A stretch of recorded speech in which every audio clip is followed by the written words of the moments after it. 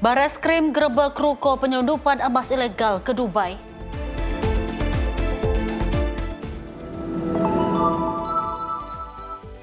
Rayakan HUT ke-81 RI di Puncak Prau.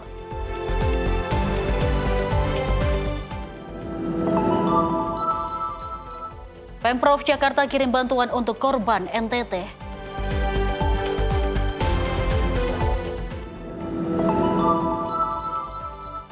Aktivis Faris desak pembebasan dokter dan jurnalis Palestina.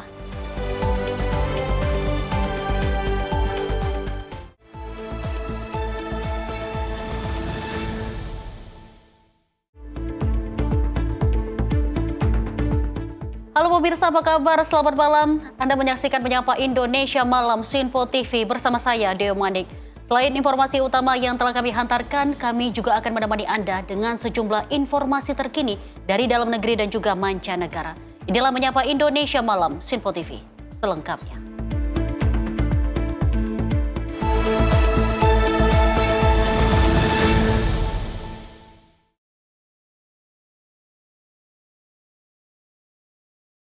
Pemirsa, informasi utama kita awali dari Bareskrim Polri yang melakukan penggeledahan di sebuah ruko yang disinyalir menjadi tempat peleburan emas batangan yang diubah menjadi bubuk atau gel. Petugas mengamankan 1 kg emas batangan dan emas yang sudah menjadi bubuk dan siap dikirim ke Dubai. Polisi juga menyita mesin dan alat pendukung lainnya dari ruko tersebut.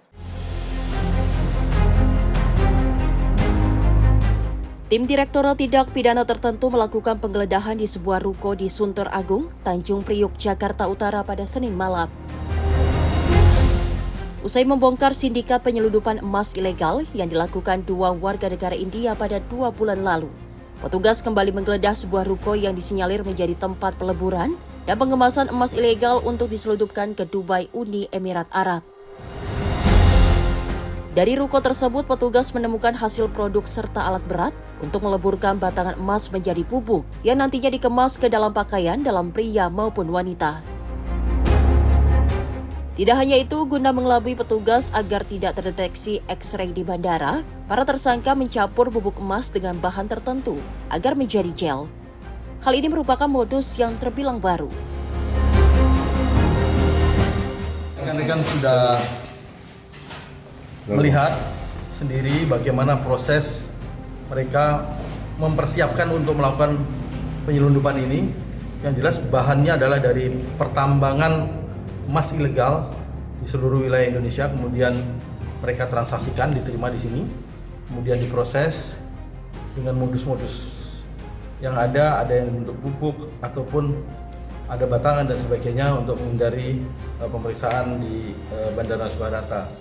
Pada intinya adalah kami dari Direktorat Tipiter Bareskrim Polri bermaksud untuk memutus rantai transaksi mereka sehingga kebutuhan untuk ekspor ilegal ini berkurang ataupun malah habis hilang, sehingga kegiatan-kegiatan illegal mining di seluruh wilayah Indonesia itu bisa hilang.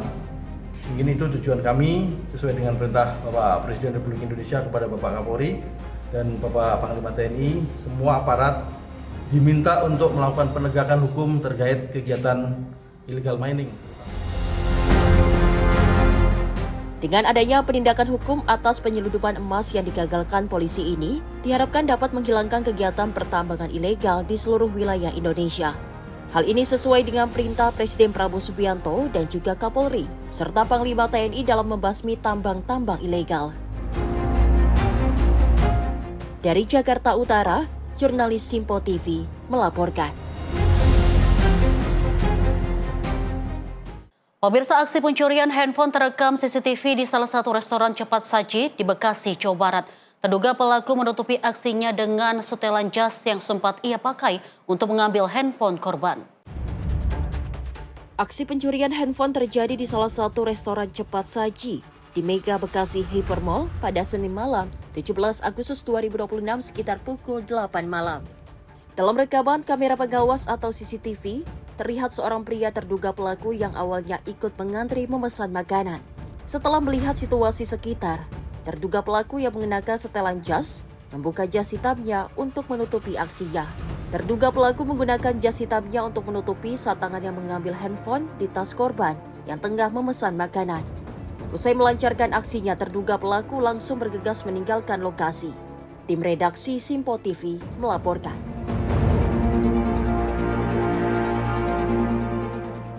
Aksi tawuran dua kelompok remaja pecah di Jalan Gusti Ngurai Rai, Klender, Durensawit, Jakarta Timur pada Minggu 16 Agustus 2026 pagi.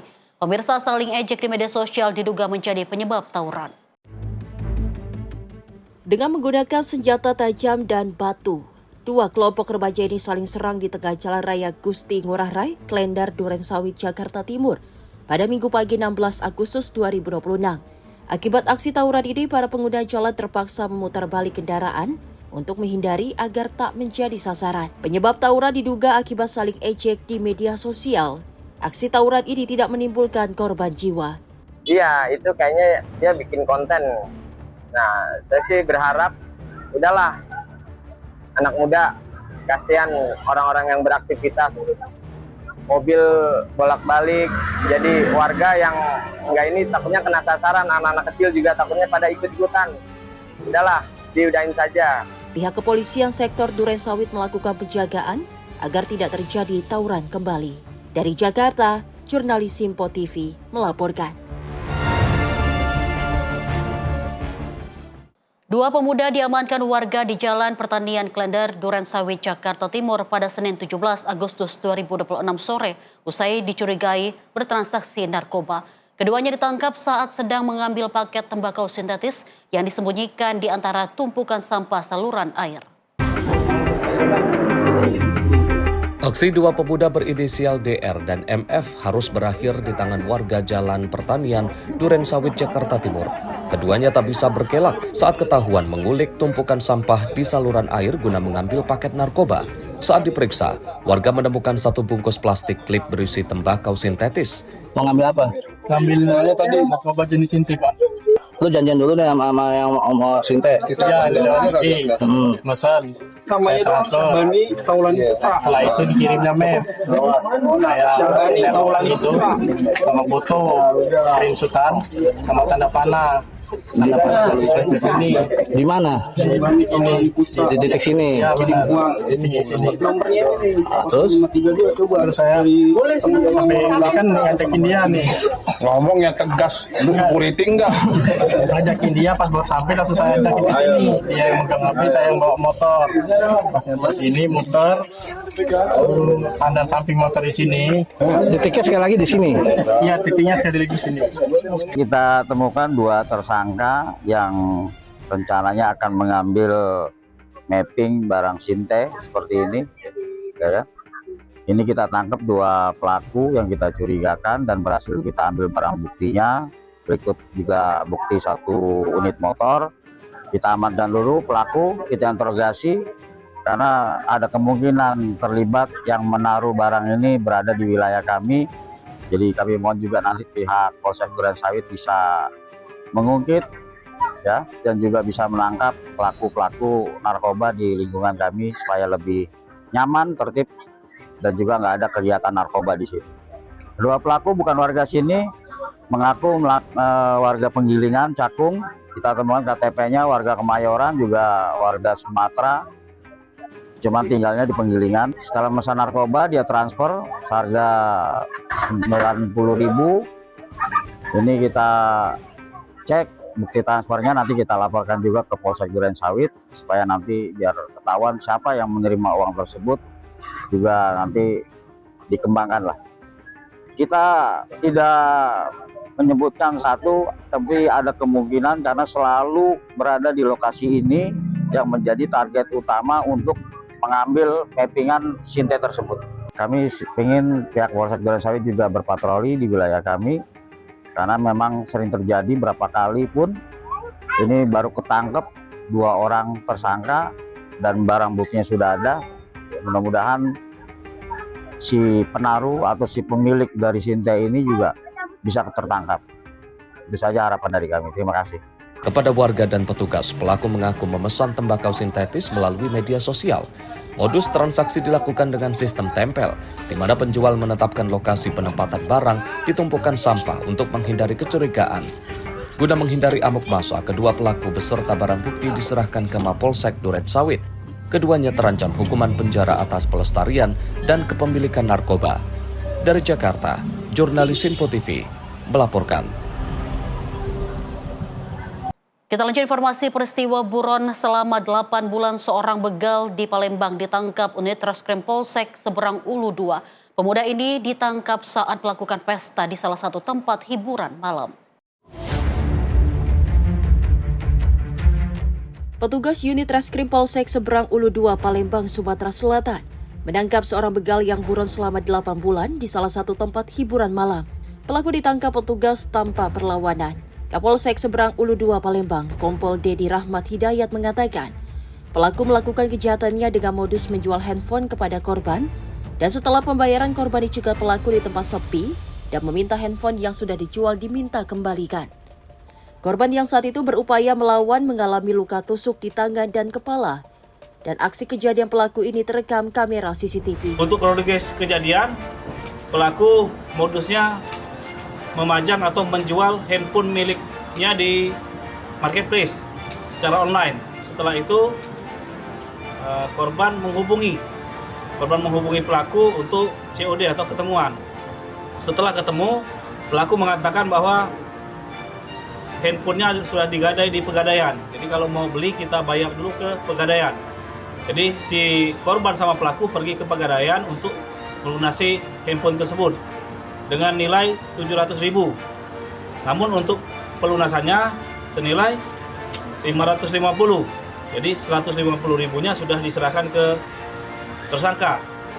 Pelaku di tempat sepi menyetop kendaraan korban. Ya saat itu korban mengendarai kendaraannya. Lalu pelaku langsung menodongkan sajam dan mengatakan, mana HP saya tadi, kembalikan. Di situ korban melawan dengan cara akan mengambil sajam milik pelaku. Namun pelaku lebih dulu menusukkan ke arah tangan dan kepala sehingga korban mengalami luka di bagian kepala dan lengan sebelah kanan sama telapak tangan sebelah kiri. Atas perbuatannya, pelaku mendekam di sel tahanan Polsek Seberang Ulu 2 Palembang. Dari Palembang, Sumatera Selatan, jurnalis Simpo TV melaporkan. Pemirsa, seorang siswa SMK di Kabupaten Takalar, Sulawesi Selatan mengalami luka parah di lengan kirinya usai ditebas teman sekelasnya saat jam pelajaran dimulai. Korban dilarikan ke IGD RSUD Pajonga Daengale Takalar guna mendapatkan perawatan medis. SA pelajar SMK Negeri 5 Kabupaten Takalar 15 tahun menjalani perawatan intensif di IGD RSUD Pajonga, Daengale, Takalar, Sulawesi Selatan usai ditebas teman sekelasnya RT pada lengan kirinya menggunakan senjata tajam. Aksi nekat pelaku diduga lantaran akibat menjadi korban pengeroyokan oleh 3 teman kelasnya di luar area sekolah. Pada tanggal 11 Agustus hari Selasa terjadi insiden di mana terjadi penganiayaan antar siswa di kelas 10 DTSN di SMK 5 Takalar di dalam kelas pada saat mereka belajar. Tanpa disangka-sangka dan tanpa diduga-duga oleh kami dari pihak sekolah, kemudian pada pukul 7.15 waktu Indonesia Tengah, di mana proses pembelajaran akan segera dimulai oleh salah seorang guru. Tiba-tiba terjadi insiden di mana NSF itu ditebas oleh lengannya oleh anak kita inisial RV. Petugas Unit Perlindungan Perempuan dan Anak PPA Satreskrim Polres Takalar masih menyelidiki motif pasti dan kronologi aksi pembacokan. Ya, betul. Cuma motif dari pelaku ini kami masih mendalami. Untuk saat ini korban masih dirawat di rumah sakit, sementara mau menjalani operasi terkait dengan pengendalian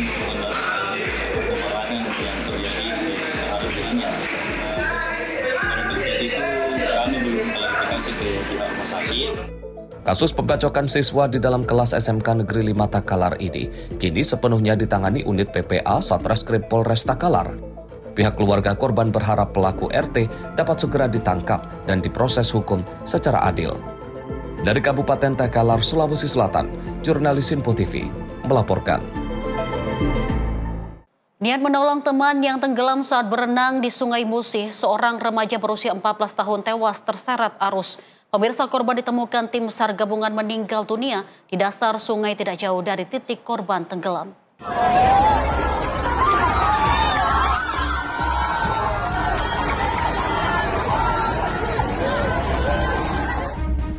Tim SAR gabungan berjibaku melakukan pencarian terhadap seorang remaja Raka 14 tahun yang tenggelam di Sungai Musi pada Minggu 16 Agustus 2026 pagi.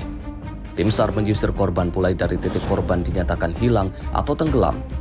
Petugas menggunakan metode penyelaman dan penyisiran permukaan air. Korban akhirnya dapat ditemukan tim SAR gabungan dalam kondisi meninggal dunia di dasar sungai, tidak jauh dari titik korban dinyatakan tenggelam pada Minggu sore. Petugas mengevakuasi jasad korban dan membawanya ke rumah duka keluarga. Kasih Operasi Kantor SAR Palembang, Mancar Rahwanto, mengatakan pencarian dilakukan secara maksimal dengan mengerahkan seluruh personel dan unsur SAR gabungan. Korban yang merupakan siswa SMP Negeri 4 Palembang ini tenggelam di perairan Sungai Musi, kawasan 3 Ilir, Kecamatan Ilir Timur 2 Palembang, saat berupaya menolong temannya yang tenggelam saat berenang. Perkembangan operasi SAR pencarian satu orang anak atas nama Raka umur 13 di 3 Ilir.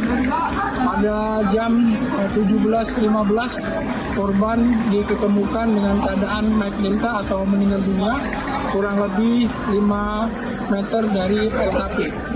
Untuk unsur yang terlibat dalam pelaksanaan operasi SAR yaitu Kantor Pertolongan Kelas A Palembang, ada TNI AL, ada Pol Air, selanjutnya ada PMI, terus ada PNPB, yang dimana unsur tersebut membantu dalam pelaksanaan operasi SAR yang alhamdulillah korban sudah diketemukan dan saat ini korban sudah diserahkan kepada keluarga korban untuk penanganan lebih lanjut. Petugas mengimbau kepada orang tua agar selalu mengawasi anak saat bermain di musim libur panjang. Dari Palembang, Sumatera Selatan, jurnalis Info TV melaporkan. Seorang ibu rumah tangga ditemukan meninggal dunia setelah diduga tenggelam di Sungai Cikupa, Kampung Parung, Desa Tambakbaya, Kecamatan Cibadak, Kabupaten Lebak, Banten. Korban ditemukan tim SAR gabungan pada malam hari usai diduga terpeleset saat mencuci pakaian di tepi sungai. Seorang ibu rumah tangga, Kholisah, ditemukan meninggal dunia di Sungai Cikupa, Kampung Parung, Desa Tambakbaya, Kecamatan Cibadak, Kabupaten Lebak, Banten. Jasadnya ditemukan tim SAR gabungan setelah pencarian intensif usai korban dilaporkan hilang saat diduga tengah mencuci pakaian di tepi sungai. Neni, ketua RT setempat, mengatakan peristiwa ini berawal saat anak korban pulang mengaji tidak menemukan ibunya di rumah. Warga kemudian mencari hingga akhirnya melaporkan kepada tim SAR dan menemukan korban di tepi sungai dalam kondisi meninggal dunia. Dan korban kemudian dievakuasi tim SAR gabungan ke rumah duka. Pas anaknya pulang pengajian, dia nyariin mamahnya ke rumahnya. Nggak ada, langsung dia ke TKP, ke kali. Pas di kali itu ada cucian dan nggak ada, langsung kembali ke rumah, langsung cerita sama bibi-bibinya. Nah dari situ kita langsung gerak untuk mencari yang di terdekat di sekeliling ya, terutama di perkampungan, di kebun, ya sampai sekitar pukul 5. Emang ada sih ibu itu, kita periksa pakaiannya semua ada. Sebelum pergi ke kali beliau pernah membeli sabun cuci dengan menggunakan pakaian putih sama biru. Nah pakaian tersebut ada di baskomnya ya, jadi jelas udah kita meyakinkan bahwa almarhum Kholisah itu tenggelam. Dan tim Basarnas Banten Vicky mengatakan korban ditemukan pukul 21.45 waktu Indonesia Barat. Selain arus deras dan bebatuan, banyaknya hewan liar di malam hari juga menjadi kendala pencarian. Isi membahayakan manusia, 1 orang tercebur sungai. Dengan kejadian terakhir ditemukannya korban itu di poin 21.45 waktu Indonesia bagian Barat dengan metode penyisiran di tengah sungai. Adapun kendalanya mungkin memang karena kondisi saat ini sudah malam dan memang banyak binatang-binatang yang memang di malam hari ini ada beraktivitas demikian. Dari Basarnas sendiri ada 1 tim, diantaranya ada 5 orang dan dibantu dari BPBD Kabupaten Lebak dan dibantu juga dengan Polsek Cibadak dengan Bapak Kapolseknya sendiri dan unsur masyarakat yang ada di wilayah sekitaran Cibadak. Proses pencarian ini melibatkan tim SAR gabungan terdiri dari Basarnas Banten, BPBD Lebak, Polsek Cibadak, dan masyarakat. Masyarakat diimbau untuk selalu berhati-hati saat beraktivitas di sekitar aliran sungai. Dari Lebak, Banten, jurnalis Sinpo TV melaporkan. Pemirsa, tim SAR gabungan berhasil mengevakuasi 4 korban kecelakaan lalu lintas di kawasan Kelok 17, Koto Alam, Kabupaten 50 Kota, Sumatera Barat.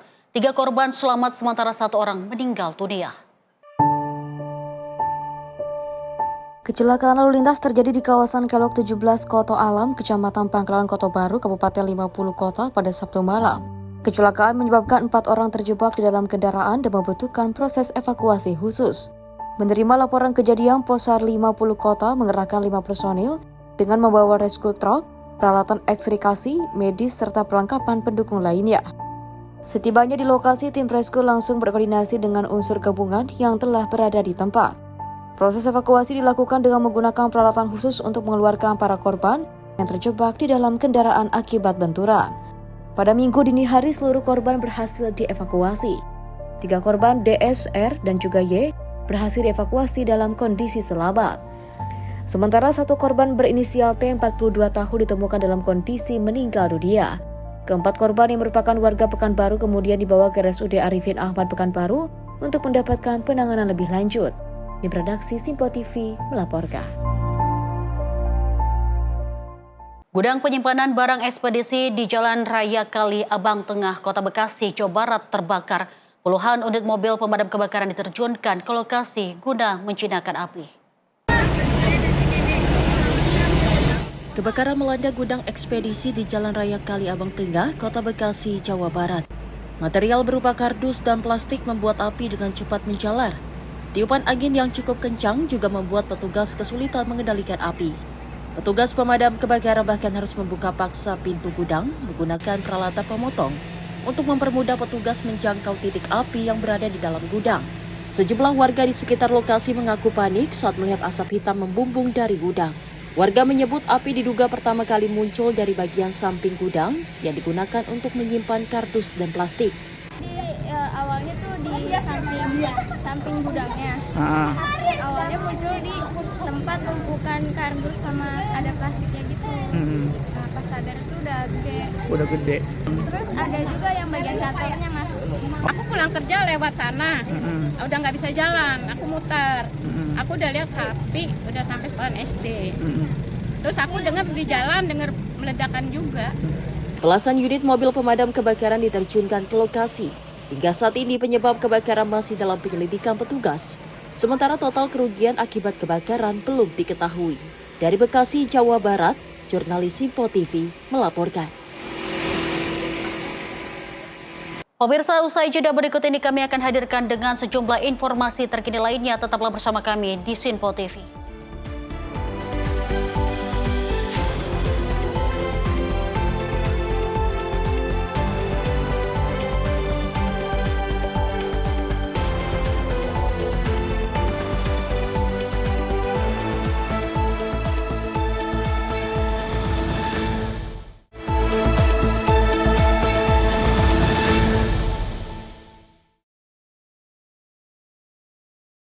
Selamat malam pemirsa, Anda kembali menyaksikan Menyapa Indonesia Malam Sinpo TV. Pemirsa, semangat perayaan Hari Ulang Tahun Kemerdekaan Republik Indonesia terasa hingga ketinggian 2.565 meter di atas permukaan laut. Ratusan pendaki dan juga warga membentangkan bendera merah putih raksasa di puncak Gunung Prau, Jawa Tengah untuk memperingati HUT ke-81 kemerdekaan Indonesia.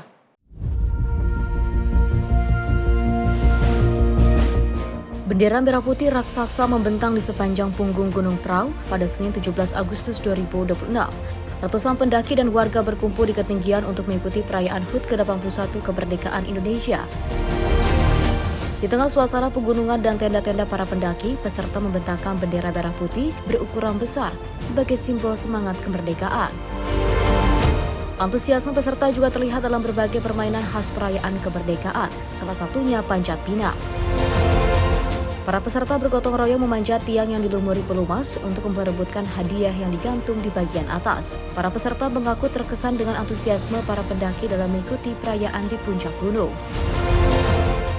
Kegiatan tadi pagi, upacara di atas Gunung Prau itu menurut saya seru banget. Nggak nyangka pendaki banyak banget yang antusias. Dan itu bisa dibilang bendera raksasa ya untuk di kegiatan 17-an tahun ini. Oke, buat upacara di sini tuh sangat bagus banget. Terus kita tuh bisa mengenang hari kemerdekaan kita. Bisa upacara bareng-bareng di gunung itu menurut aku sangat seru banget. Karena ini tuh cuman hanya 1 tahun sekali dan itu pun di acaranya di gunung. Momen hikmat terjadi saat lagu Indonesia Raya dikumandangkan, para peserta berdiri dan juga mengikuti lagu kebangsaan dengan hikmat di tengah pemandangan pegunungan. Perayaan HUT kemerdekaan di Puncak Prau menjadi salah satu cara masyarakat memaknai kemerdekaan, sekaligus menyatukan semangat para pendaki dan warga dalam suasana perayaan. Gunung Prau sendiri memiliki ketinggian 2.565 meter di atas permukaan laut dan berada di kawasan dataran tinggi Dieng, Jawa Tengah. Tim redaksi Simpo TV melaporkan. Pemirsa, dalam rangka memperingati Hari Kemerdekaan ke-81, sejumlah atraksi kreatif dihadirkan untuk memeriahkan pesta rakyat pada Malam Merdeka di kawasan Monas dan Bundaran Hotel Indonesia. Karnaval kendaraan hias, imersif, video mapping, dan drone show ini memeriahkan langit Jakarta pada puncak perayaan malam hari. Presiden Prabowo Subianto dan Wakil Presiden Gibran Rakeuming Raka melepas karnaval kendaraan hias dalam rangka peringatan Hari Kemerdekaan Republik Indonesia ke-81. Sebanyak 33 kendaraan hias dari berbagai instansi akan ambil bagian dalam rangkaian perayaan Hari Kemerdekaan. Parade kendaraan hasil kreasi dari kementerian lembaga akan melintasi rute mulai dari kawasan Monas hingga Bundaran Hotel Indonesia. Tak hanya parade kendaraan hias, rangkaian peringatan Hari Kemerdekaan bertajuk Pesta Rakyat ini juga diisi dengan sejumlah atraksi kreatif lainnya seperti imersif, video mapping, hingga drone show. Sebanyak 1.500 drone membentuk konfigurasi visual yang mengkombinasikan warna, tema, dan narasi dalam satu kesatuan cerita, sementara video mapping akan menghadirkan 3 fase perjalanan Indonesia dari masa ke masa. Rangkaian kegiatan Pesta Rakyat pada Malam Merdeka ini diampu oleh Kementerian Ekonomi Kreatif dan 2 kementerian lainnya. Menteri Ekonomi Kreatif Teuku Rifki Harsha mengingatkan seluruh rangkaian digelar dengan memperlihatkan kondisi negara saat ini seperti bencana gempa bumi di Flores, Nusa Tenggara Timur. Menurut Teuku Rifki, sebanyak 3.000 pelaku kreatif dilibatkan dalam puncak perayaan Hari Kemerdekaan. Monas nanti. Lanjut. Untuk karnaval, kegiatan dimulai pukul 18.50 dengan rute Monas hingga Bundaran HI. Pelepasannya akan langsung disaksikan oleh Presiden Prabowo Subianto dan Wakil Presiden Gibran Rakabuming Raka dari tribun utama di Monas.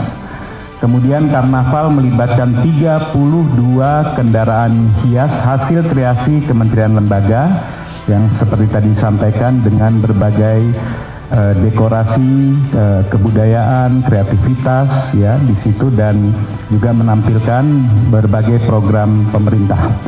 Tak kurang dari 3.000 pelaku kreatif dari berbagai subsektor yang terlibat dalam menyukseskan karnaval pada hari ini. Rangkaian kegiatan puncak perayaan Hari Kemerdekaan di kawasan Monas dan Bundaran HI ditargetkan akan dihadiri hingga 600.000 orang. Kementerian Ekonomi Kreatif telah bekerjasama dengan aparat TNI Polri dan Pemprov DKI Jakarta untuk mengamankan jalannya kegiatan. Dari Jakarta, Tio Balau, Simpo TV melaporkan. Kemeriahan HUT ke-81 kemerdekaan Indonesia terasa di Jakarta melalui karnaval yang dimulai dari Monas hingga Bundaran HI. Pemirsa, tak hanya karnaval, masyarakat juga disuguhi pertunjukan 1.500 drone, immersive show, video mapping, dan pesta kembang api. Berikut liputannya. Ya, halo pemirsa Sinpo TV, baru saja kita tadi juga melihat bagaimana prosesi pengibaran dan juga penurunan dari bendera merah putih langsung di Istana Merdeka Jakarta. Dan untuk saat ini saya melaporkan langsung di kawasan Monumen Nasional ataupun Monas. Saat ini Karnaval Kemerdekaan tengah berlangsung yang tadi dibuka secara langsung oleh Presiden kita, Presiden Prabowo Subianto. Dan untuk hari ini saya akan menceritakan bahwa malam ini antusiasme dari masyarakat ini sudah mulai terlihat, dan di depan di layar kaca Anda ini adalah mobil hias dari berbagai kementerian dan juga lembaga. Ini ada dari Gedung Pancasila yang mengartikan mobil hias ini seperti tugas dan juga tupoksi dari Kementerian Luar Negeri. Dan selain itu juga memang Karnaval Kemerdekaan ini akan berlangsung ataupun dimulai di kawasan Monumen Nasional, kemudian akan melintasi kawasan Sarinah, dan juga nantinya akan melintasi Bundaran Hotel Indonesia atau Bundaran HI hingga berakhir di Taman Atas Skatepark. Kalau dapat saya sampaikan kepada pemirsa Sinpo TV, masyarakat sangat antusias sekali ketika mobil hias Karnaval Kemerdekaan ini dilihat dari BGN atau Badan Gizi Nasional, yaitu makan bergizi gratis yang merupakan program prioritas dari Presiden Prabowo Subianto untuk anak-anak sekolah begitu, di mana program ini untuk menjaga ataupun mengusung generasi emas 2045.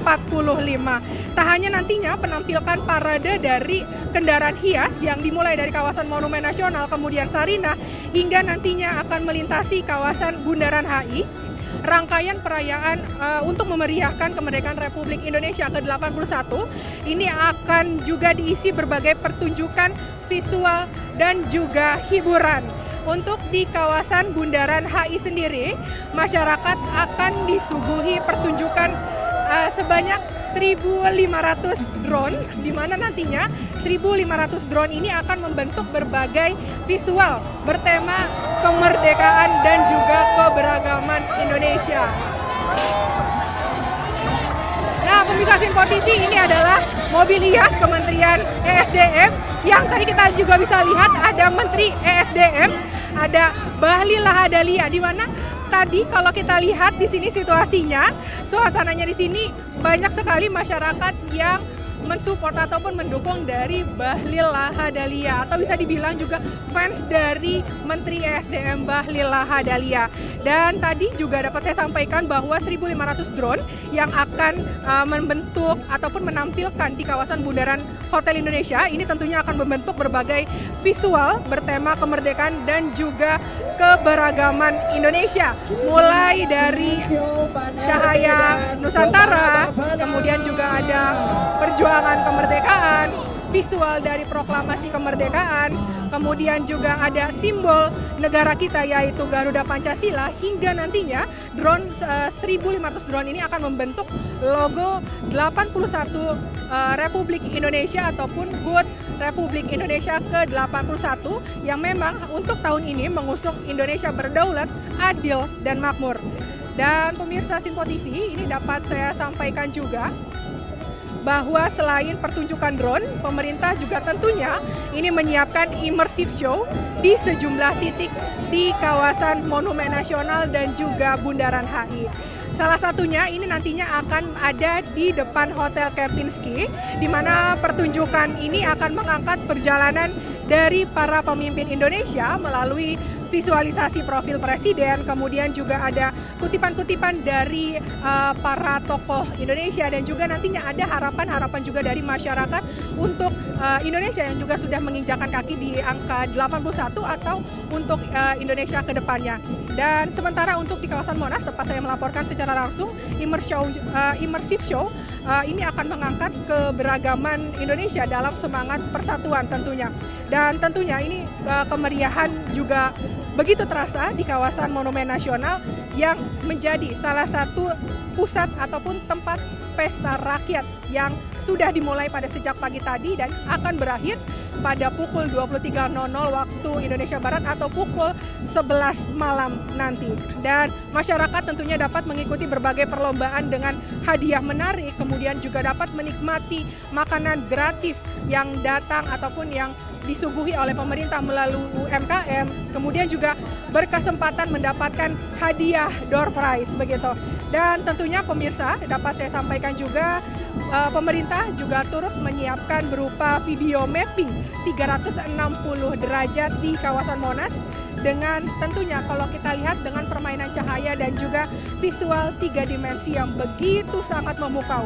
Dan tentunya pemirsa Simpo TV, rangkaian HUT Kemerdekaan Republik Indonesia di Monumen Nasional ini dan menuju nantinya akan di wilayah Sarina, kemudian juga Bundaran HI, ini akan ditutup dengan pesta kembang api di kawasan Bundaran Hotel Indonesia ataupun Bundaran HI. Dan tentunya pemirsa, kemerdekaan Republik Indonesia ini menjadi momentum bagi seluruh masyarakat Indonesia untuk menjaga persatuan dan juga kesatuan bangsa, serta menjaga ataupun menumbuhkan rasa semangat dan juga rasa kebanggaan sebagai bagian dari Indonesia. Demikian informasi yang dapat kami sampaikan dari Jakarta, Jihan Nabila dan juga juru kamera Azizul Hakim, Simpo TV melaporkan. Pemirsa, semangat kemerdekaan dan gotong royong mewarnai perayaan HUT ke-81 Indonesia di Kampung Memugu, Kenyam, Papua Tengah. Satgas Yonif 300 Brajawijaya bersama warga menggelar lomba hias kampung dengan menghadirkan suasana meriah dan penuh kebersamaan. Berbagai ornamen bernuansa merah putih mulai dari bendera, umbul-umbul hingga dekorasi kampung menghiasi lingkungan Kampung Memugu, Kenyam, Papua Tengah. Warga bersama personil Satgas Yonif 300 Brajawijaya bahu-membahu memperindah lingkungan kampung dalam rangka memeriahkan HUT ke-81 Kemerdekaan Republik Indonesia. Kegiatan lomba hias kampung tidak hanya menjadi bagian dari perayaan kemerdekaan, tetapi juga menjadi wadah untuk memperkuat gotong royong dan kebersamaan antara prajurit dan masyarakat. Antusiasme warga terlihat saat mereka bekerja sama menata dan menghiasi berbagai sudut kampung sehingga lingkungan menjadi lebih semarak, bersih dan nyaman. Salah seorang warga mengaku senang dapat turut memeriahkan Hari Kemerdekaan sekaligus bekerja sama personil TNI untuk memperindah kampung. Dalam keterangan tertulis dan Satgas Yonif 300 Brajawijaya Letkol Infanteri Joko Nugroho menyampaikan bahwa kegiatan tersebut menjadi bagian dari upaya Satgas membangun komunikasi dan mempererat kedekatan dengan masyarakat di wilayah penugasan. Menurutnya, momentum HUT Kemerdekaan Indonesia dapat dimanfaatkan untuk menumbuhkan rasa cinta tanah air, sekaligus memperkuat persaudaraan dan semangat gotong royong.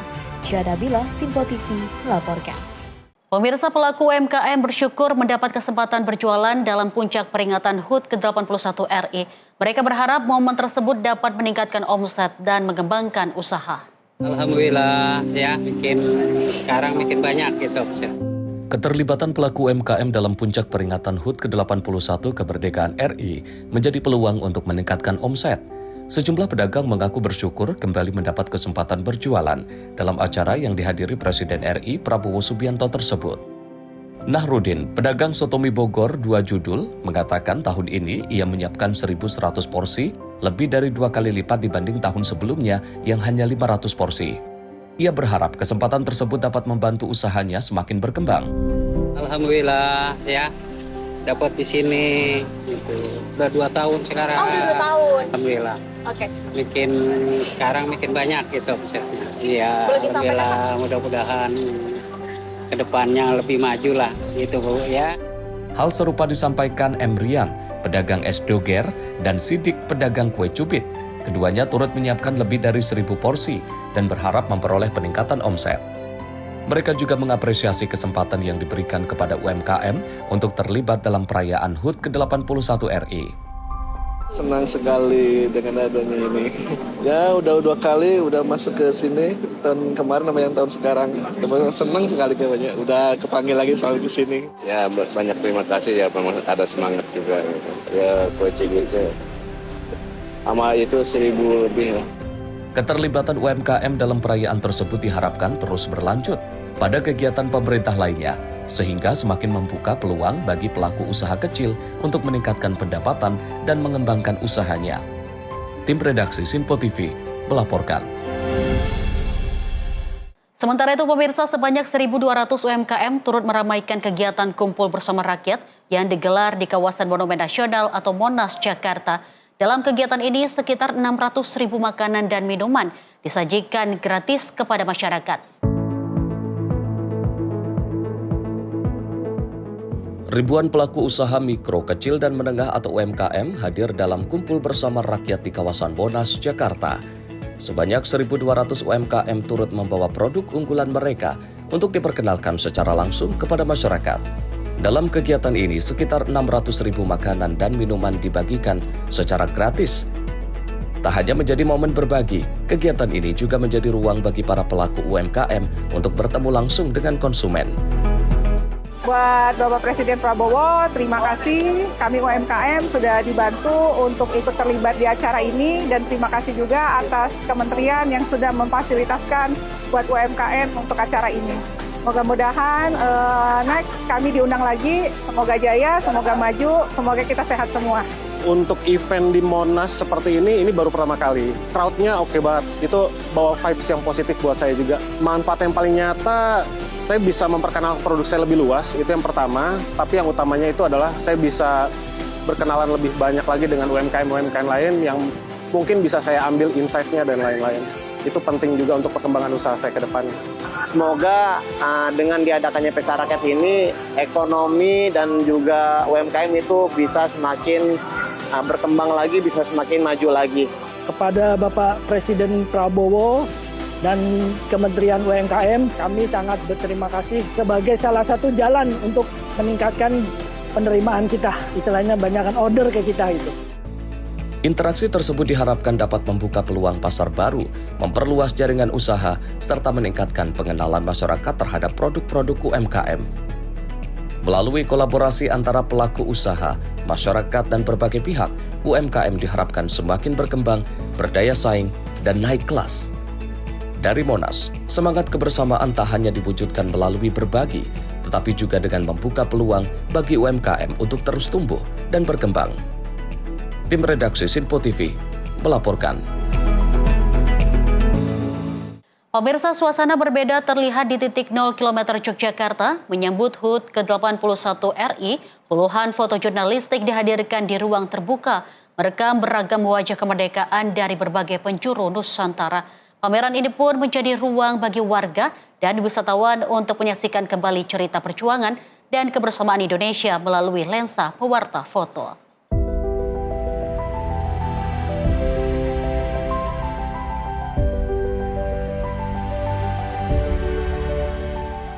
Pameran foto bertajuk Merdeka Merayakan Kemerdekaan Merawat Kebersamaan ini digelar untuk memeriahkan HUT ke-81 Kemerdekaan Republik Indonesia.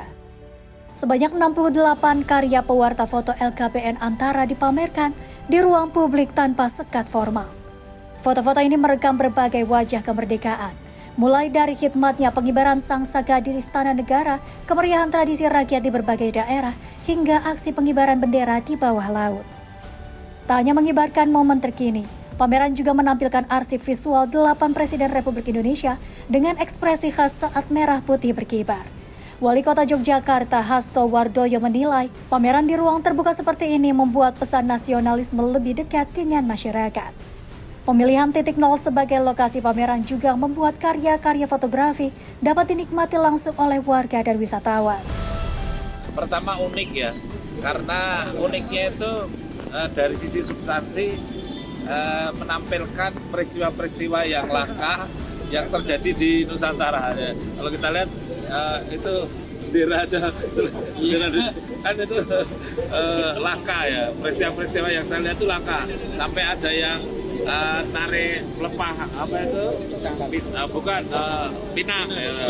Kalau biasanya kan kita panjat pinang, tapi substansinya langka, kemudian menurut saya otentik gitu ya, otentik dan kemudian cara menampilkannya itu kan tidak butuh ruang khusus, ini kan ide yang baik itu bahwa tidak, biasanya kalau pameran kan nanti di gedung mana, di mana itu ruang tertutup itu, dan ini destinasi untuk pameran di sini udah nggak usah mikir lagi, udah pokoknya di sini semua orang bisa menikmati sambil rekreasi.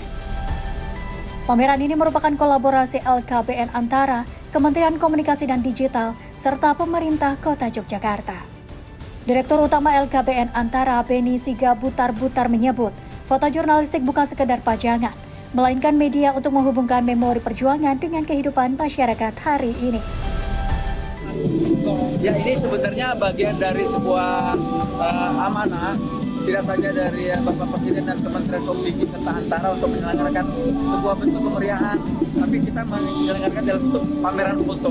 Karena foto lebih gampang dilihat, lebih gampang dicerna, lebih gampang diingat. Jadi kita menggelar pameran foto, seperti tadi kuratornya bilang. Karena saya tanya, ini kenapa sih agak aneh-aneh gitu loh. Dari mulai Presiden tiba-tiba ada sampah di kemerdekaan di dalam laut, kemudian ada yang sampai di depan jembatan gitu.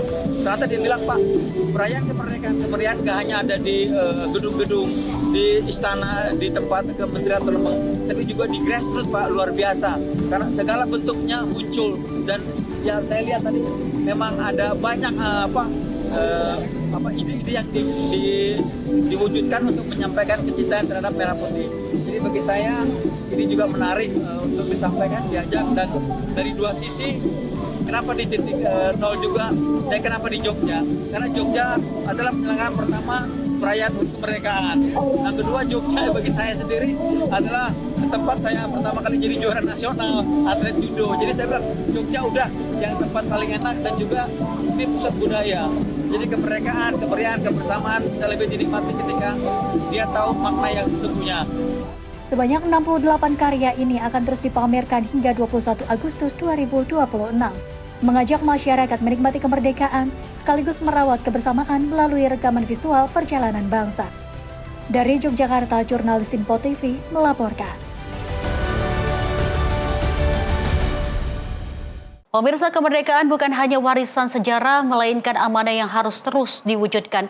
Kepala Bakom RI Muhammad Kodari mengajak jadikan momentum HUT ke-81 RI sebagai penguat optimisme untuk terus membangun bangsa.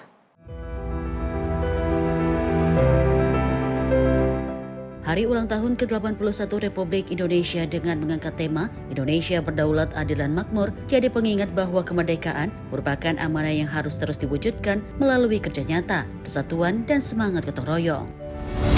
Kepala Bakom RI M. Kodari mengajak jadikan momen HUT ke-81 RI sebagai penguat optimisme untuk terus membangun bangsa. Badan Komunikasi Pemerintah RI pun berkomitmen menghadirkan komunikasi publik yang akurat, transparan, dan membangun optimisme agar setiap kebijakan dan program pemerintah dapat dipahami dengan baik serta mendapatkan partisipasi aktif masyarakat. Sebagai penguat optimisme untuk terus membangun bangsa, bersama-sama kita memperkuat persatuan, menjaga kerukunan, meningkatkan produktivitas, serta mendukung berbagai upaya pembangunan demi terwujudnya Indonesia yang semakin berdaulat, berkeadilan, dan makmur. Badan Komunikasi Pemerintah RI akan terus berkomitmen menghadirkan komunikasi publik yang akurat, transparan, dan membangun optimisme, sehingga setiap kebijakan dan program pemerintah dapat dipahami dengan baik, serta mendapat partisipasi aktif dari seluruh masyarakat. Tim redaksi Sinpo TV melaporkan. Kita lanjut informasi dari Selina Olivia yang mengaku bangga dan terharu dipercaya membawa baki merah putih dalam upacara HUT ke-81 RI. Pemirsa, momen tersebut berlangsung di hadapan Presiden Prabowo Subianto di Istana Merdeka.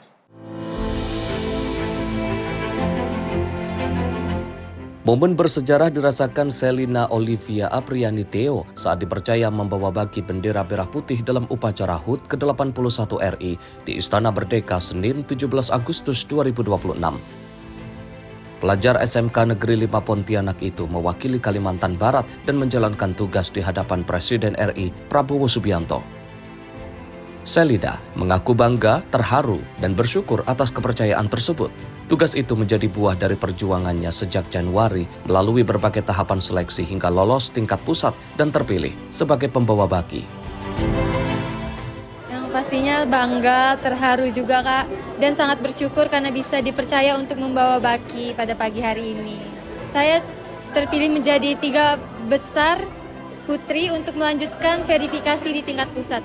Dan puji Tuhannya, saya lolos di tingkat pusat dan sekarang saya sebagai pembawa baki di pengibaran hari ini. Semoga bangsa Indonesia semakin maju dan generasi muda tetap menunjukkan bakat-bakatnya, cinta budaya dan cinta tanah air karena generasi muda adalah tonggak keberhasilan bangsa. Ia berharap pengalamannya dapat menjadi inspirasi bagi generasi muda untuk terus mengembangkan potensi, mencintai budaya, serta tanah air. Selina juga mendoakan Presiden Prabowo agar selalu sehat, panjang umur, dan dikelilingi orang-orang yang tulus.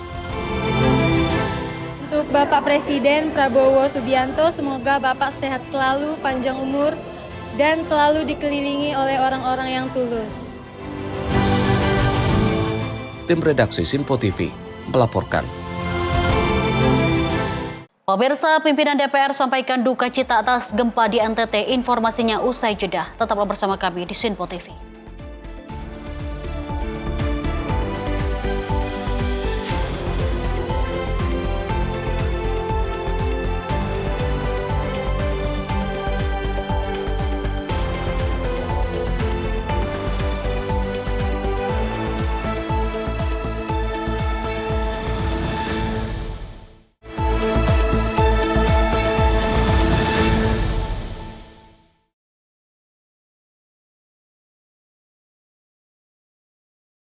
Selamat malam pemirsa, Anda kembali menyaksikan Menyapa Indonesia Malam Sinpo TV dan masih bersama saya, Deo Manik.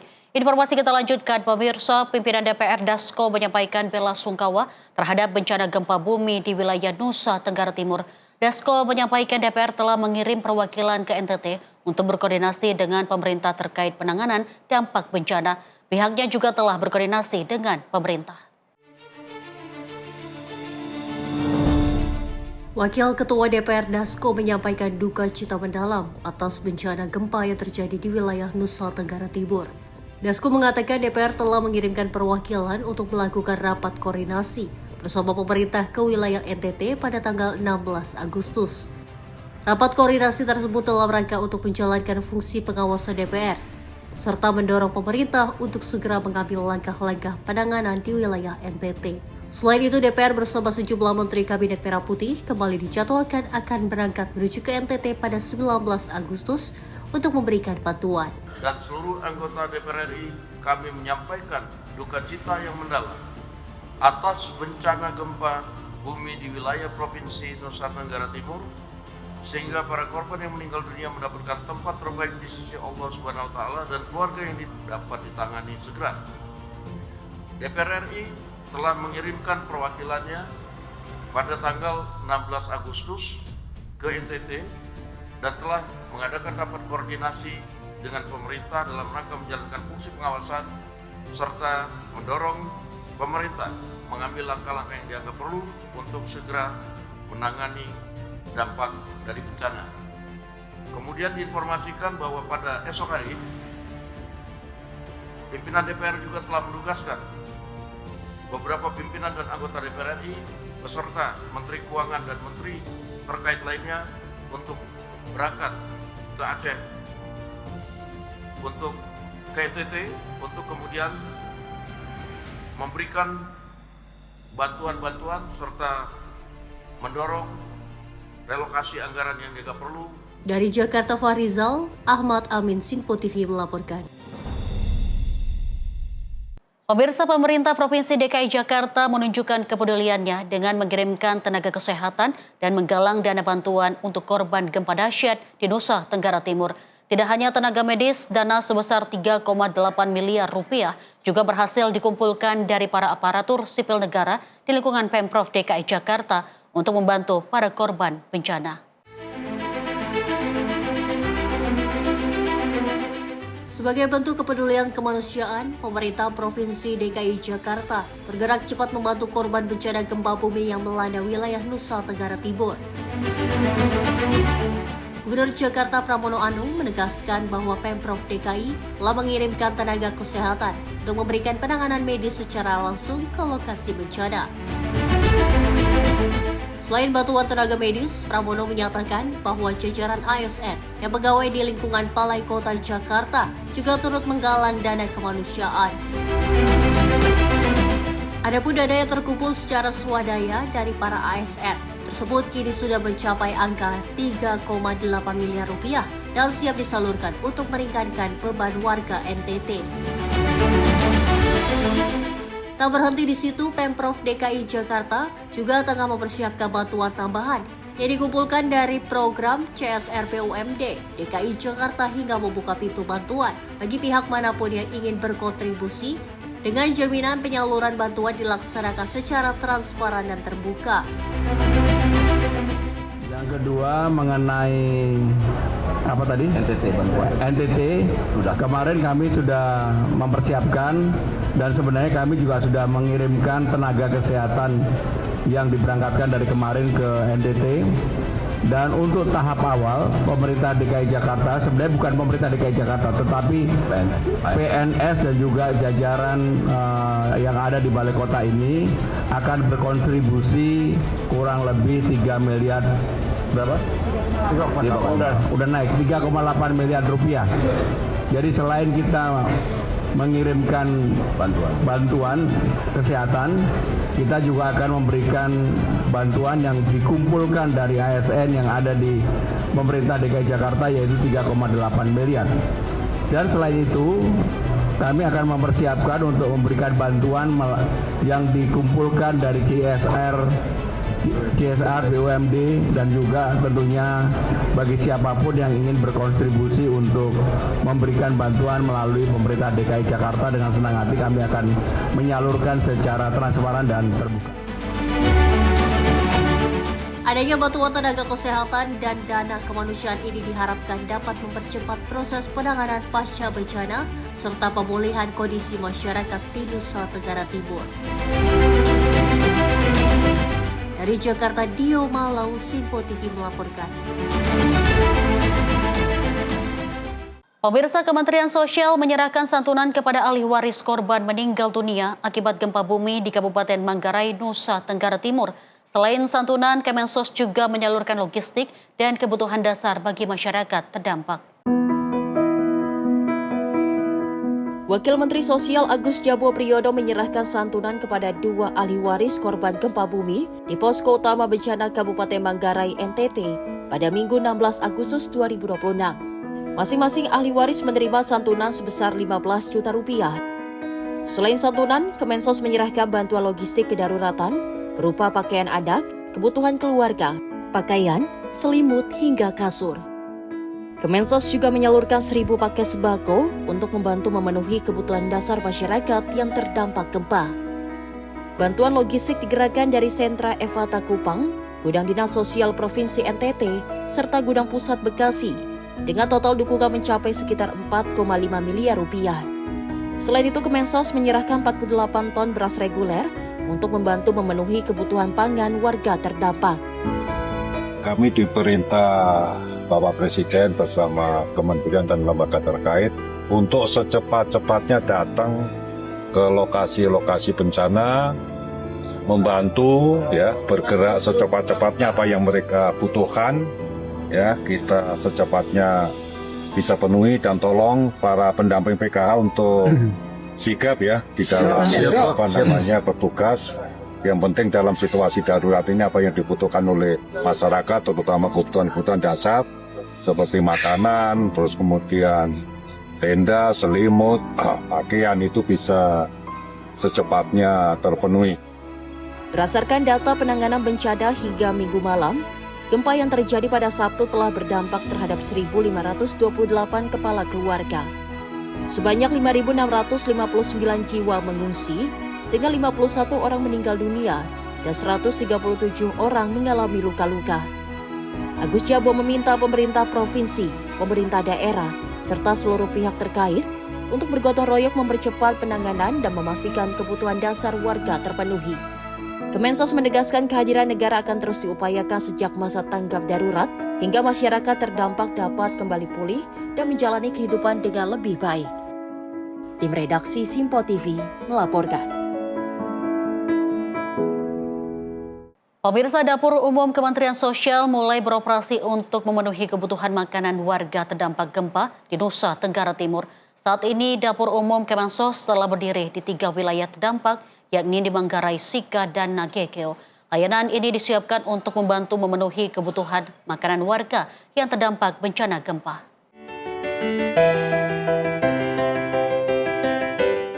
Dengan menggunakan senjata tajam dan batu, dua kelompok remaja ini saling serang di tengah Jalan Raya Gusti Ngurah Rai, Klender, Durensawit, Jakarta Timur pada Minggu pagi 16 Agustus 2026.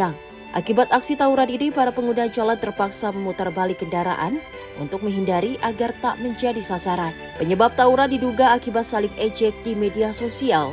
Aksi tawuran ini tidak menimbulkan korban jiwa. Pihak kepolisian sektor Durensawit melakukan penjagaan agar tidak terjadi tawuran kembali. Dari Jakarta, jurnalis Simpo TV melaporkan. Pemirsa, BNPB bersama tim gabungan terus mempercepat penyaluran bantuan bagi warga terdampak gempa di Pulau Palue, Kabupaten Sika, Nusa Tenggara Timur. Bantuan dikirim melalui jalur laut dan telah tiba pada Senin sore. Bantuan diangkut menggunakan KMP ILEAP dan tiba di wilayah terdampak pada Senin 17 Agustus. Bantuan untuk masyarakat terdampak gempa di Pulau Palue, Kabupaten Sika, Nusa Tenggara Timur terus disalurkan oleh BNPB bersama tim gabungan. Bantuan dikirim melalui jalur laut menggunakan KMP ILEAP dan tiba di wilayah terdampak pada Senin 17 Agustus 2026 sore hari. Berbagai kebutuhan dasar masyarakat turut disalurkan, mulai dari tenda keluarga, matras, selimut, sembako, beras, air minum, hygiene kits, kidswear, genset, hingga kebutuhan dasar lainnya. Tak hanya bantuan logistik, dukungan kesehatan juga diberikan bagi masyarakat terdampak. Obat-obatan disalurkan, sementara 8 tenaga medis dari Pusat Krisis Kementerian Kesehatan turut dikerahkan untuk memberikan layanan kesehatan. Di sisi lain, upaya pemulihan jaringan listrik juga terus dilakukan untuk mempercepat pemenuhan kebutuhan masyarakat di wilayah terdampak. Meski akses menuju sejumlah wilayah masih menantang, karena kondisi jalan yang rusak pasca gempa magnitudo 7,7, tim gabungan terus bergerak menyalurkan bantuan hingga ke masyarakat. BNPB bersama pemerintah daerah dan unsur terkait memastikan bantuan logistik, layanan kesehatan, serta kebutuhan dasar masyarakat dapat terpenuhi secara cepat dan tepat sasaran. Tim gabungan terus mempercepat penyaluran bantuan agar seluruh masyarakat terdampak gempa dapat segera menerima kebutuhan dasar dan dukungan yang diperlukan. Tim redaksi Simpo TV melaporkan. Pemirsa, tim SAR terus berlomba dengan waktu menyisir reruntuhan bangunan di Kabupaten Manggarai, Nusa Tenggara Timur. Upaya ini dilakukan setelah gempa bermagnitudo 7,7 menyebabkan 68 orang tewas dan merusak sejumlah wilayah di sekitarnya. Tim SAR terus berupaya melakukan proses evakuasi dengan menyisir puing-puing dan reruntuhan bangunan yang hancur akibat gempa. Kerusakan terlihat meluas di sejumlah wilayah, sementara tim SAR terus mencari kemungkinan adanya korban yang masih terjebak di bawah reruntuhan. Lebih dari 1.300 rumah dilaporkan mengalami kerusakan, sementara sekitar 5.000 warga terpaksa mengungsi ke tempat penampungan sementara. Lebih dari 200 orang juga dilaporkan mengalami luka-luka. Gempa susulan yang masih terjadi membuat sebagian warga setempat khawatir untuk kembali ke rumah mereka.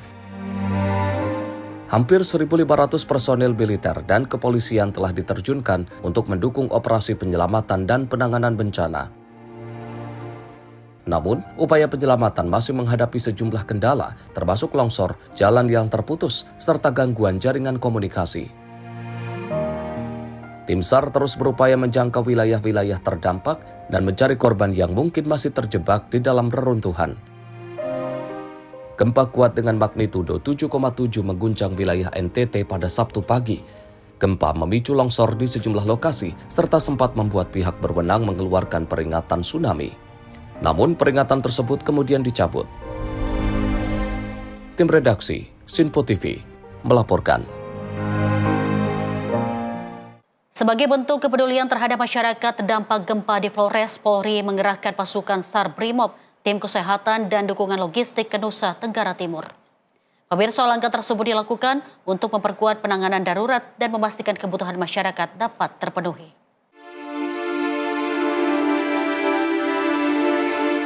Sepuluh anjing K9 SAR dari Direktorat Polisi Satwa Kor Sabara Baharkam Polri diterbangkan dari Pondok Cabe menuju Labuan Bajo, Nusa Tenggara Timur.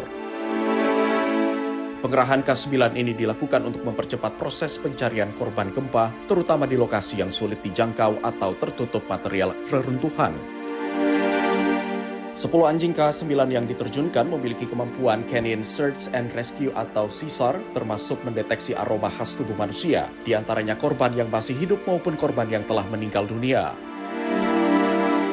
Dalam operasinya, setiap K9 didampingi handler yang memahami karakter dan kemampuan masing-masing anjing pelacak. Total 21 personel Ditpol Satwa turut diterbangkan, terdiri dari handler, personel pelindung, serta tenaga veteriner. Sejumlah wilayah yang menjadi perhatian awal diantaranya Sika, Manggarai, dan Manggarai Timur, namun tim dapat digeser ke wilayah lain sesuai perkembangan dan kebutuhan di lapangan. Selain personel dan K9, pesawat CN-295 Polri juga membawa perlengkapan operasional serta logistik dengan total muatan sekitar 3,4 ton. Polri memastikan pengerahan K9, personel SAR, tenaga kesehatan, dan dukungan logistik akan terus disesuaikan dengan kebutuhan masyarakat terdampak gempa di Flores. Jihan Nabila, Sinpo TV, melaporkan. Pemirsa, operasi pencarian dan pertolongan korban gempa magnitudo 7,7 di Flores, Nusa Tenggara Timur terus dimaksimalkan.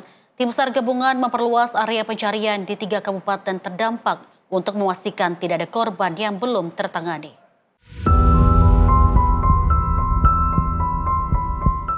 Memasuki hari kedua pasca gempa bumi yang mengguncang Flores, kantor SAR Maumere bersama potensi SAR terus melakukan operasi pencarian dan pertolongan di wilayah terdampak. Operasi diperluas ke 3 kabupaten, yaitu Manggarai Timur, Manggarai, dan Nagekeo, dengan melibatkan unsur TNI, Polri, BPBD, serta masyarakat setempat.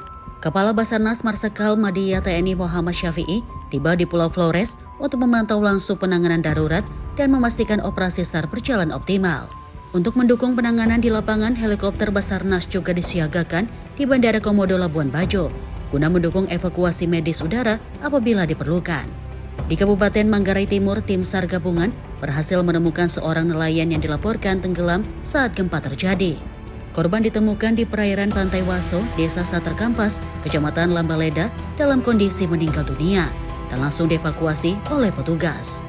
Sementara itu, penyisiran darat terus dilakukan di sejumlah wilayah terdampak di Kabupaten Manggarai dan Nagekeo dengan radius pencarian hingga 6,3 km. Dari hasil penyisiran hingga Minggu siang, belum ditemukan adanya penambahan korban meninggal dunia. Tim SAR gabungan terus melakukan pemantauan untuk memastikan tidak ada warga yang masih membutuhkan pertolongan. Berdasarkan data terbaru hingga Minggu sore, jumlah korban meninggal dunia akibat gempa tercatat sebanyak 51 orang. Sementara 132 orang lainnya mengalami luka berat maupun luka ringan. Total korban terdampak yang telah terdata mencapai 188 orang. Data tersebut masih bersifat dinamis dan akan terus diperbarui sesuai hasil pendataan di lapangan. Operasi pencarian dan pertolongan akan terus dilakukan dengan menyesuaikan perkembangan situasi dan hasil evaluasi tim SAR gabungan di wilayah terdampak. Tim redaksi Sinpo TV melaporkan.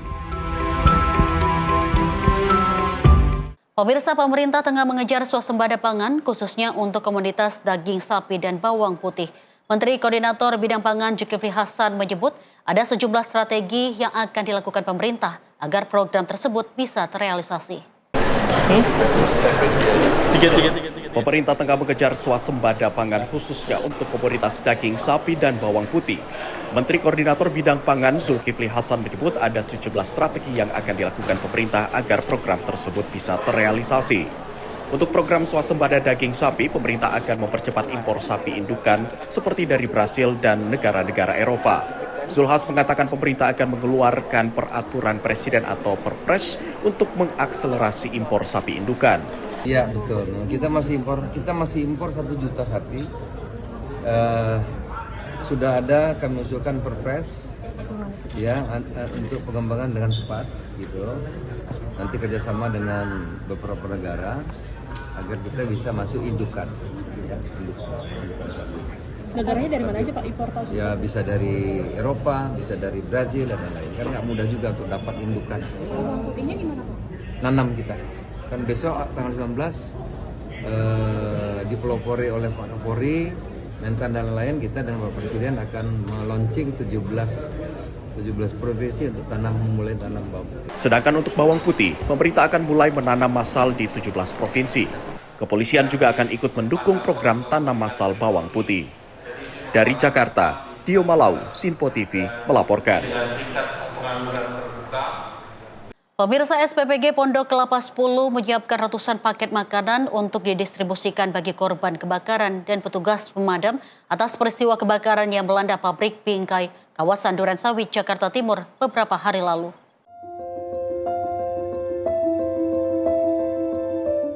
Kebakaran melanda pabrik bingkai kawasan Durensawit, Jakarta Timur pada Rabu dini hari. Merespon hal tersebut, SPPG Pondok Kelapa 10 ikut bergerak membantu dalam hal penyediaan makanan. SPPG Pondok Kelapa 10 menyiapkan ratusan paket makanan untuk didistribusikan bagi korban kebakaran, petugas pemadam, relawan, dan warga sekitar. Dalam akun Instagramnya, Kepala BGN Sudaryono memastikan keberadaan SPPG tidak berhenti pada aktivitas memasak dan mendistribusikan makanan dalam pelaksanaan MBG, melainkan juga hadir ketika masyarakat menghadapi musibah. Tim redaksi Simpo TV melaporkan. Pemirsa, rumah warga Palestina di Kalandia dirobohkan Israel. Informasinya usai jeda. Tetaplah bersama kami.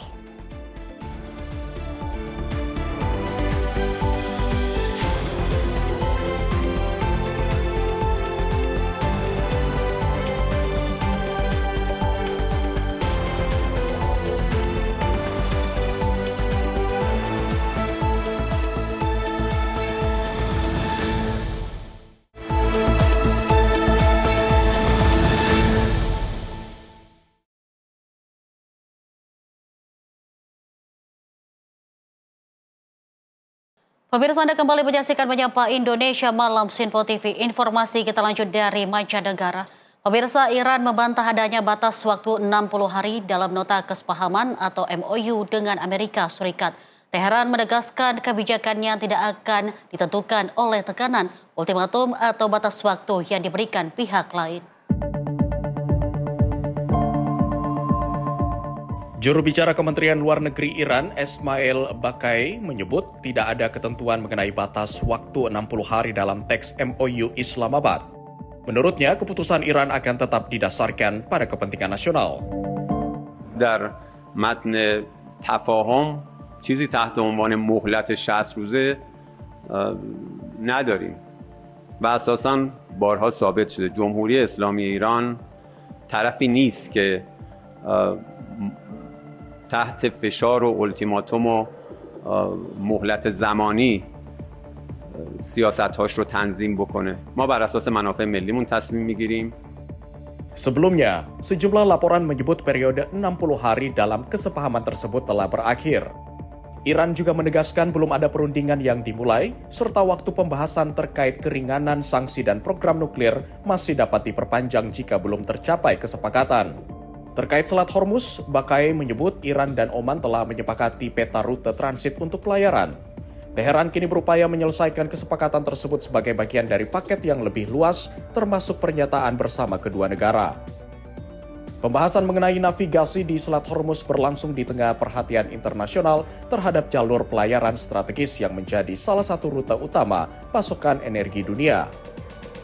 Bakai juga menegaskan pentingnya peran Pakistan sebagai mediator dalam upaya komunikasi antara Teheran dan Washington.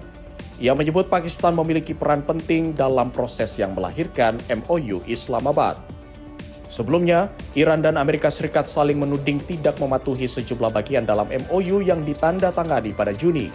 Kesepahaman tersebut memuat kerangka untuk mengakhiri operasi militer dan melanjutkan pembahasan menuju kesepakatan akhir. Tim redaksi Sinpo TV melaporkan. Pemirsa, ratusan aktivis pro-Palestina menggelar aksi di Paris, Prancis untuk mendesak pemerintah Prancis menekan Israel agar membebaskan para dokter, tenaga kesehatan, dan jurnalis Palestina yang ditahan. Aksi digelar di Place Edmond Michelet dengan dihadiri ratusan pendukung Palestina. Para peserta membawa bendera Palestina serta poster berisi foto para dokter, aktivis, dan jurnalis yang disebut masih ditahan. Sejumlah peserta juga terlihat menyampaikan orasi dan menyerukan slogan kritik terhadap Israel serta Presiden Prancis Emmanuel Macron. Dalam aksi tersebut, para demonstran menyorot nasib para tenaga medis dan jurnalis Palestina yang menurut mereka masih ditahan tanpa proses hukum yang jelas. Aujourd'hui, c'était notamment, il y a encore 17 médecins, 1700 soignants, 40 journalistes emprisonnés, je parle de Palestiniens, emprisonnés sans la moindre inculpation, sans jugement par Israël. On demande leur libération et nous, on prend des sanctions que le gouvernement ne veut pas prendre avec le boycott et on a rappelé toutes les cibles du boycott aujourd'hui. Para aktivis juga mengkritik sikap pemerintah Prancis terhadap kondisi Palestina. Mereka menilai pengakuan Prancis terhadap negara Palestina belum memberikan perubahan nyata bagi hak-hak warga Palestina. Aksi tersebut digelar oleh Capco Euro Palestine. Para peserta menuntut pembebasan para tahanan, mengakhiri perang di Gaza, serta meningkatkan tekanan internasional terhadap Israel. Aksi ini berlangsung di tengah upaya perdamaian Gaza yang masih mengalami kebuntuan. Perundingan mengenai tahap berikutnya dalam gencatan senjata termasuk perlucutan senjata Hamas dan penarikan pasukan Israel masih terhambat oleh perbedaan pandangan kedua pihak. Tim redaksi Sinpo TV melaporkan. Pemirsa, satu rumah 2 lantai di Desa Kalandia, tepi barat dirobohkan menggunakan bulldozer Israel. Rumah seluas sekitar 250 meter persegi tersebut dihuni 15 anggota dari 2 keluarga yang kini harus menyaksikan tempat tinggal mereka rata dengan tanah.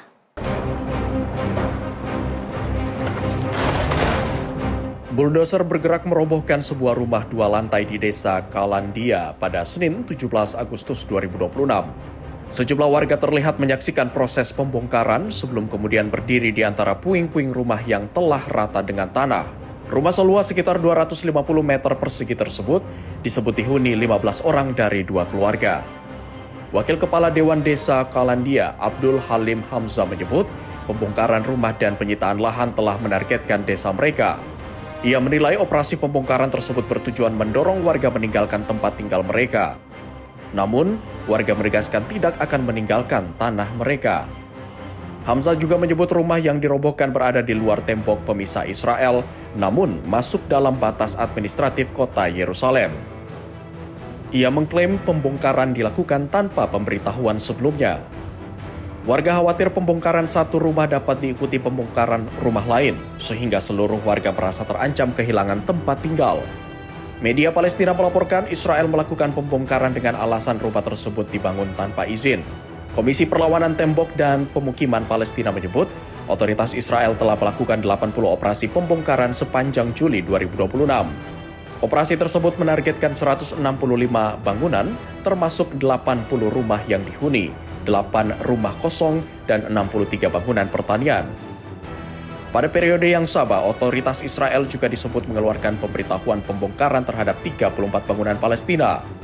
Israel belum memberikan komentar atas pembongkaran tersebut, namun Israel berulang kali menyatakan bangunan yang dibangun tanpa izin dapat dirobohkan. Ketegangan di tepi barat terus meningkat sejak 7 Oktober 2023. Kementerian Kesehatan Palestina menyebut lebih dari 759 warga Palestina tewas dalam insiden yang melibatkan pasukan Israel atau pemukim Israel. Tim redaksi Sinpo TV melaporkan. Pemirsa, Partai Reform UK mengusulkan perubahan besar dalam sistem tunjangan sosial Inggris. Partai tersebut berencana membatasi akses tunjangan bagi warga asing dan mewajibkan penerima tunjangan yang dinilai mampu bekerja untuk melakukan pekerjaan sosial. Berbicara di London, juru bicara keuangan Reform UK, Robert Jenrick menyebut sistem kesejahteraan Inggris saat ini sudah tidak berjalan sebagaimana mestinya. Ia menilai negara perlu mengembalikan keseimbangan antara hak menerima bantuan dan kewajiban untuk berkontribusi. Jenrick menyebut Reform UK akan menghentikan apa yang ia sebut sebagai penyalahgunaan sistem tunjangan oleh warga asing. Ia mengusulkan agar hanya warga negara Inggris yang berhak menerima tunjangan dengan sejumlah pengecualian terbatas. We'll begin by ending the foreign welfare rip-off. Under a reform government, only British citizens will be entitled to benefits. There will be limited exceptions, service in the armed forces, contributory state pensions for those who have paid their way. But beyond that, the line will be clear. The welfare state is there for Britain. No British citizenship, no entitlement. That's fair. Reform UK juga menawarkan program Welfare to Work atau dari tunjangan menuju pekerjaan. Melalui program ini, penerima tunjangan jangka panjang yang dinilai sehat dan mampu bekerja akan diminta melakukan pekerjaan untuk kepentingan masyarakat selama 20 jam setiap pekan. Jenrick menegaskan penerima tunjangan yang menolak program atau tidak hadir akan menghadapi sanksi. Sementara itu mereka yang tidak mampu bekerja karena disabilitas atau kondisi tertentu disebut akan tetap mendapat perlindungan. Reform UK mengklaim rencana tersebut dapat menghemat lebih dari 50 miliar pound dalam anggaran tunjangan sosial. Namun, pemerintah Partai Buruh menyebut perhitungan tersebut sebagai fantasy economics atau perhitungan ekonomi yang tidak realistis. Rencana Reform UK juga berdampak pada hubungan Inggris dengan Uni Eropa. Untuk menghentikan akses tunjangan bagi warga Uni Eropa dengan status tetap, Jenrick mengakui perlu ada negosiasi ulang terhadap kesepakatan Brexit. Reform UK menilai kesepakatan Brexit yang dibuat 7 tahun lalu perlu dievaluasi untuk melihat bagaimana yang dinilai berhasil dan mana yang tidak. Partai tersebut menyebut negosiasi ulang dengan Uni Eropa sebagai salah satu bagian dari rencana mereka. Hingga kini, Uni Eropa belum memberikan tanggapan terkait rencana tersebut. Reform UK saat ini menunjukkan performa kuat dalam sejumlah hasil survei opini. Pemilihan umum Inggris berikutnya dijadwalkan pada 2029, meski pemilu lebih awal masih dapat digelar. Tim redaksi Sinpo TV melaporkan. Sementara itu, pemirsa, ratusan Muslim di London, Inggris berkumpul untuk melaksanakan salat meminta hujan. Doa bersama ini digelar di tengah kondisi kekeringan dan cuaca panas yang melanda sejumlah wilayah Inggris.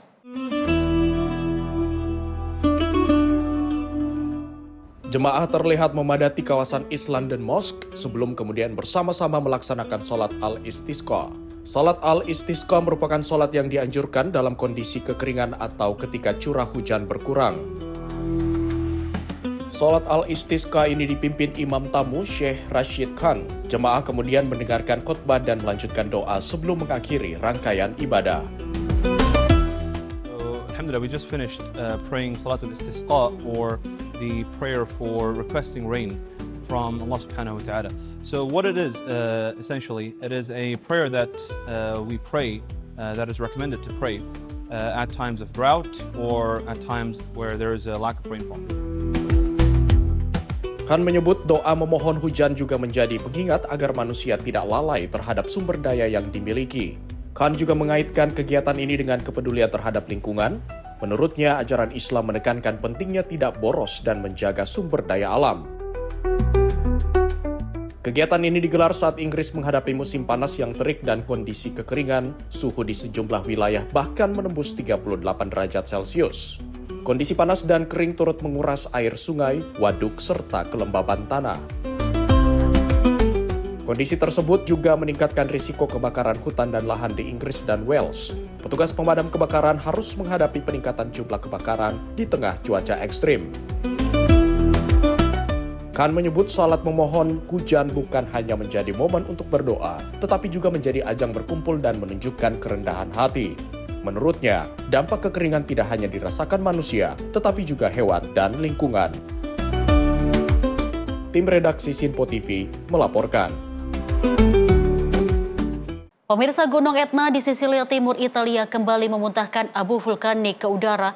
Erupsi tersebut memicu pembatasan penerbangan di Bandara Catania setelah abu vulkanik memaksa menutup sejumlah wilayah udara di sekitar gunung. Rekaman memperlihatkan gumpalan asap dan abu berwarna gelap membumbung tinggi dari Gunung Etna. Pusaran debu dan abu juga terlihat terbentuk di sekitar lereng gunung. Bandara Catania tetap beroperasi pada Senin waktu setempat, namun kedatangan pesawat dibatasi hanya 5 penerbangan per jam setelah abu vulkanik memaksa penutupan 2 bagian wilayah udara di sekitar bandara. Pembatasan ini diberlakukan hanya 2 hari setelah penerbangan kembali beroperasi menyusul penutupan sebelumnya akibat erupsi Gunung Etna. Sejumlah area luas di lereng Gunung Etna juga ditutup bagi para pendaki sebagai langkah keselamatan menyusul aktivitas vulkanik. Sementara itu, seorang turis asing berusia muda tewas tersambar petir pada hari Minggu waktu setempat saat mendaki di atas garis vegetasi. Lokasi tersebut merupakan area yang telah ditutup bagi pengunjung. Menurut petugas pemadam kebakaran Italia, korban berhasil dievakuasi menggunakan helikopter, namun kemudian dinyatakan meninggal dunia. Tim redaksi Sinpo TV melaporkan.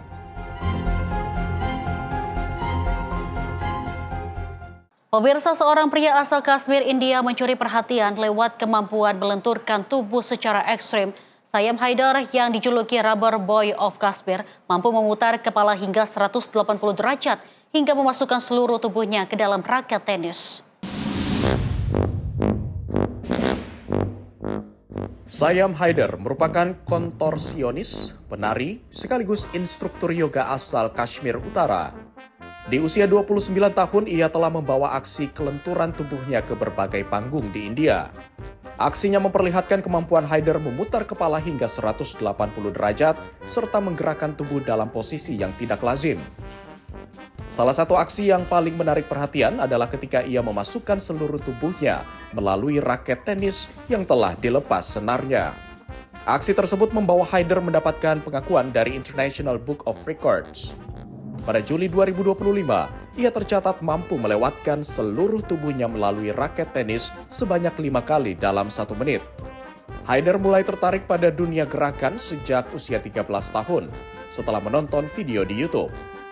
Dari sinilah ia mulai berlatih menari, kelenturan tubuh, hingga teknik kontorsi secara otodidak.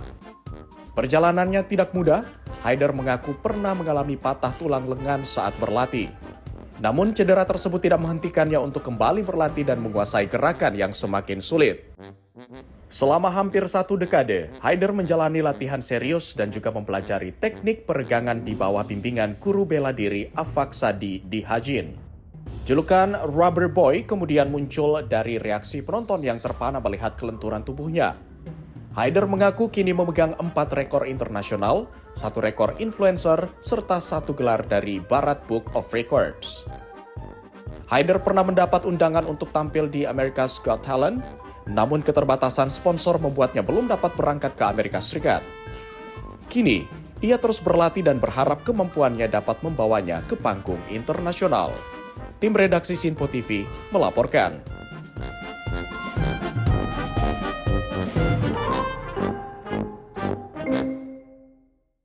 Pemirsa, lebih dari 200 layang-layang raksasa memenuhi langit Mamallapuram. Ratusan layang-layang dengan berbagai bentuk dan warna ini diterbangkan dalam Festival Layang-Layang Internasional Tamil Nadu.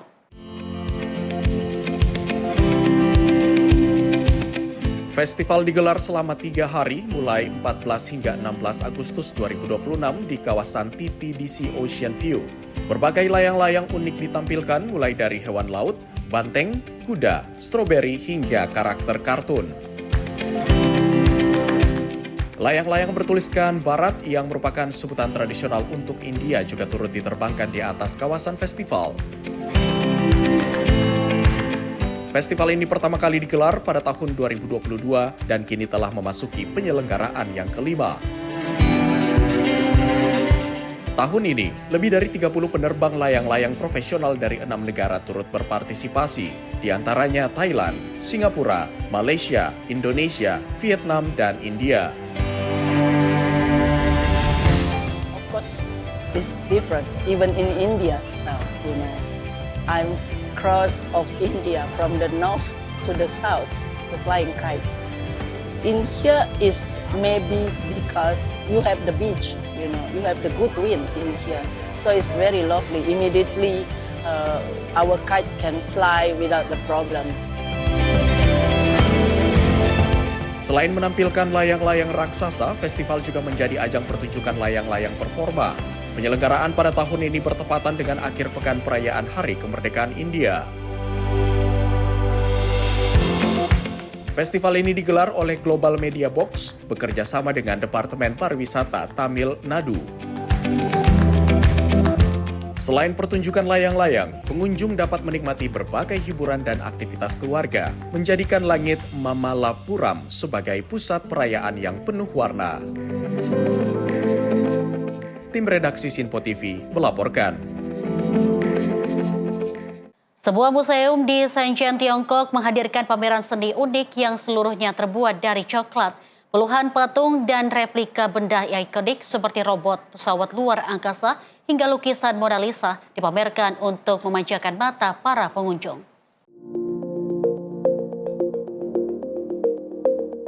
Antusiasme pengunjung terlihat begitu besar saat mereka menjelajahi dan mengabadikan momen di setiap sudut museum coklat Shenzhen, Tiongkok. Di tempat ini, coklat disulap menjadi puluhan karya seni yang sangat detail. Beberapa di antaranya adalah replika Menara Eiffel, robot humanoid, kapal induk, hingga tiruan lukisan legendaris Leonardo da Vinci, Mona Lisa. Selain itu, koleksi pameran ini juga menampilkan patung-patung yang terinspirasi dari program luar angkasa Tiongkok, artefak kuno, serta sebuah galeri lukisan cat minyak yang kesemuanya terbuat dari coklat. Pihak penyelenggara menyatakan patung-patung ini membutuhkan waktu sekitar 2 bulan untuk diproduksi. Karya seni ini dibuat menggunakan campuran coklat dan resin yang dipoles presisi, serta menghabiskan berton-ton kakao. Meski terlihat sangat menggoda selera, pihak museum memberikan peringatan tegas melalui papan tanda bahwa seluruh karya seni coklat ini dilarang untuk dikonsumsi. Tim redaksi Sinpo TV melaporkan.